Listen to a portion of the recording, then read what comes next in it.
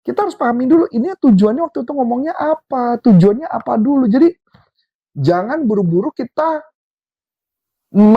membenci seseorang.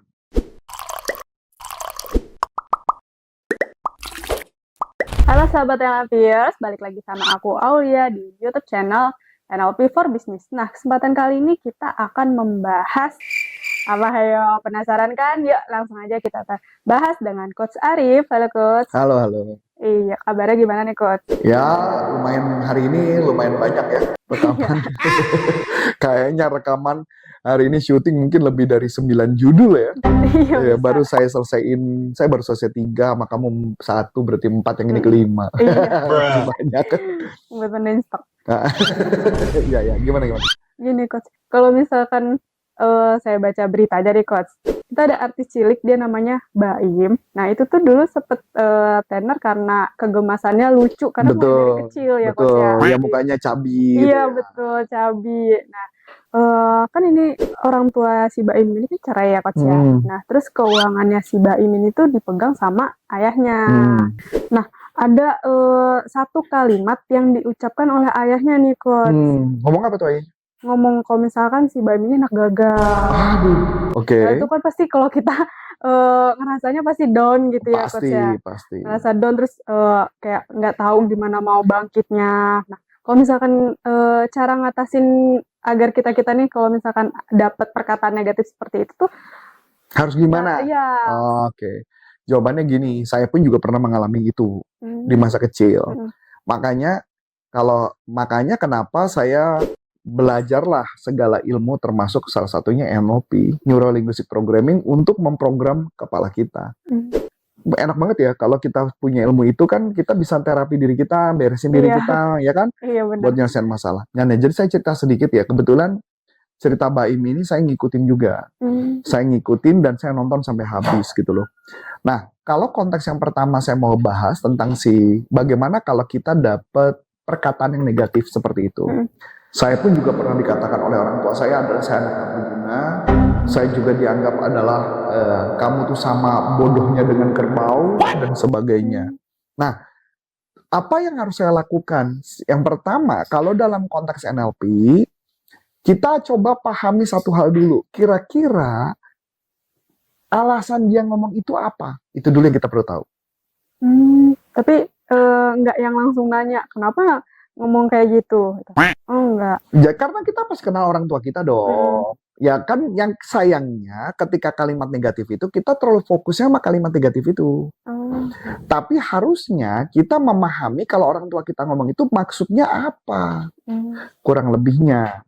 Contoh, saya kasih gambaran. Ketika orang tua saya mengatakan kamu anak nggak berguna, berarti bapak saya bisa jadi ngerasa kecewa waktu saya kecil, dianggap saya harusnya nurut sama orang tua. Nangkep nggak? Iya. Karena saya tahu tuh. Atau ketika ayah saya mengatakan kamu tuh bodoh banget ya, sama seperti kerbau, karena ayah saya menganggap saya itu ketika belajar sesuatu otaknya nggak langsung bisa ngejawab. Ya walaupun saya bisa ngomong sekarang ya, kalau otak saya dibilang sama dengan kerbau berarti bapak gua kerbaunya kan gitu ya. Cuman bukan itu yang mau kita bercandain, tapi yang mau kita bercandain, kasih lihatnya adalah alasan apa yang membuat kita itu. Sedangkan memang mungkin bisa jadi kita punya anak. Ketika punya anak mungkin juga sama nggak secepat itu. Tapi tugas kita adalah ngomong, kamu pasti bisa. Otakmu pinter, kamu pasti mampu. Itu yang saya lakukan kepada anak-anak kami. Maka anak-anak kami bisa dikatakan setiap pertanyaan-pertanyaan yang kelihatannya sulit, itu dia bisa. Gitu ya. Tugas saya membendung itu gitu loh. Nah, itulah tugas orang tua yang baik dan benar prosesnya. Sampai sini oke? Nah, jadi coba kalau kita pikirkan sejenak. Ketika ada orang tua mengatakan, kamu anak gagal. Gitu kalau salah. Anak gagal atau anak gak berguna? Anak gagal. Gagal.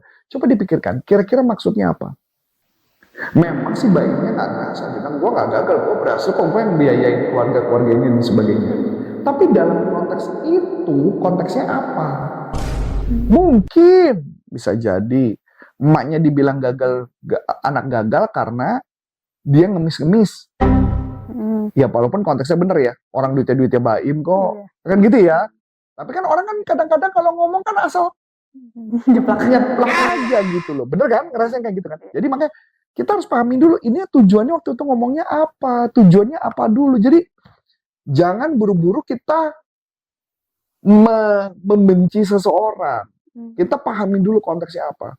Ya tapi kan harusnya dia nggak ngomong gitu. Iya, kalau orang tuanya belajar NLP kan. Iya. Ya kalau orang tuanya nggak pernah belajar NLP, mungkin kalimat-kalimatnya pun kalimatnya tidak memberkati dong.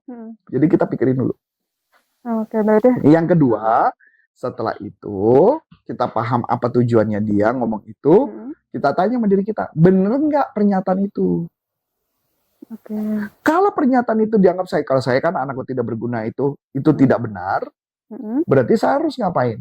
Saya mengatakan itu tidak benar dalam diri saya. Pernyataan itu tidak benar. Saya harus mengizinkan, memutuskan bahwa pernyataan itu tidak benar. Kalau baik juga sama konteksnya. Dia menganggap pernyataan itu benar atau tidak. Kalau itu pernyataan tidak benar, dia baik-baik aja. Pernyataan itu tidak benar. Dan berikutnya yang ketiga, tugas kita adalah membuktikan bahwa kita tidak seperti itu. Itu yang menjadi motivasi kita di dalam NLP. Ada yang disebut namanya toward dan away from. Toward itu artinya ngejar, kita ngebuktiin mengejar, atau kita menghindari pernyataan yang tidak enak itu dengan membuktikan kita berhasil. Makanya kalau kita lihat ceritanya si Baim, dia sempat dagang sama apa, kemudian dia berhasil. Dan saya kaget loh waktu dengar cerita itu, juga menarik ya.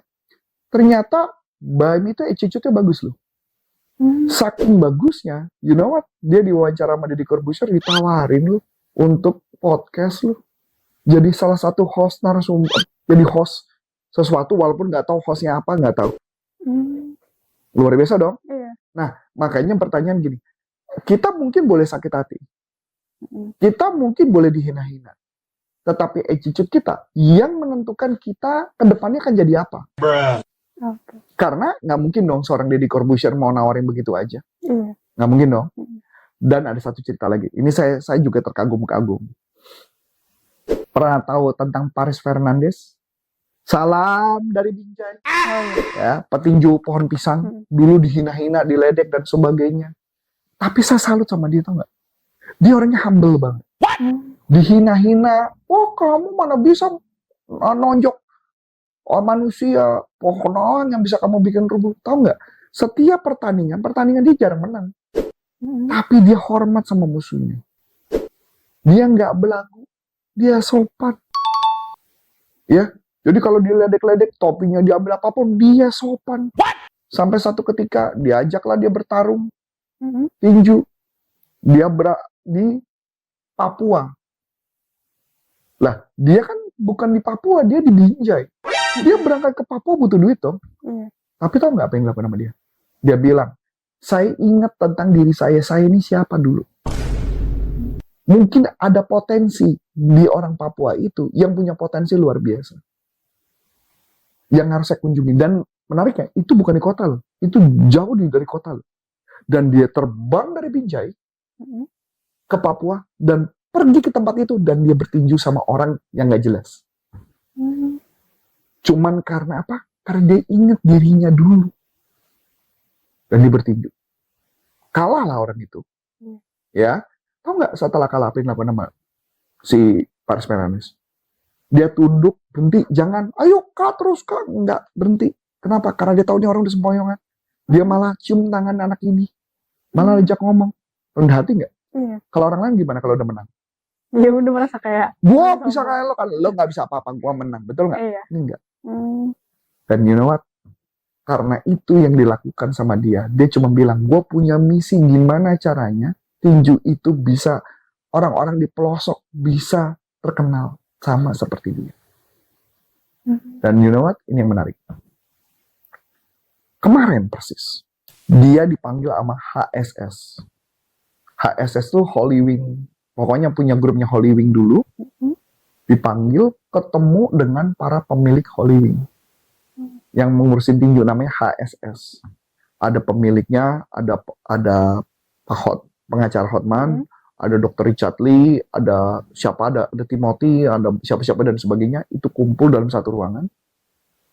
Dan ini yang menarik. Mereka semua memutuskan Paris Fernandes menjadi CEO untuk pengembangan tinju.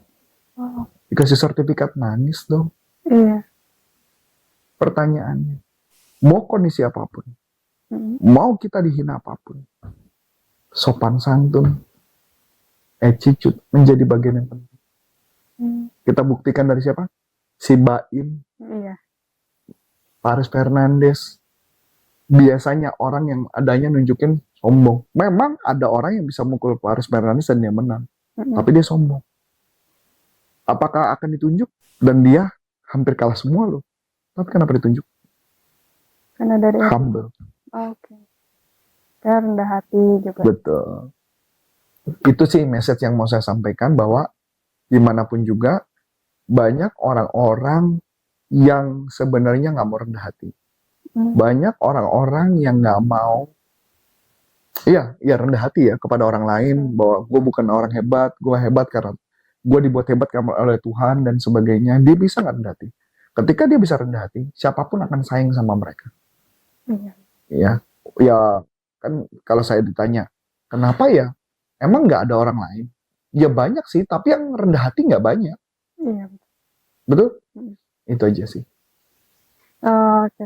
Menarik nih teman-teman. Jadi kalau misalkan emang kita walaupun sering dihina-hina, sering dikata-kata kasar atau semacamnya, jangan langsung masuk ke diri kita bahwa ya bener kalau misalkan kita tuh memang kayak gitu sesuai dengan perkataannya. Nah, itu jangan. Jadi coba dilihat dulu apa tujuan mereka mengucapkan itu, terus dilihat lagi kepada diri kita sendiri apakah memang benar kita seperti itu. Nah, gimana caranya kita bangkit untuk tidak memikirkan perkataan tersebut. Nah, tetap nomor satu itu attitude juga dari masing diri kita. Nah, sekian dulu dari aku, Aulia.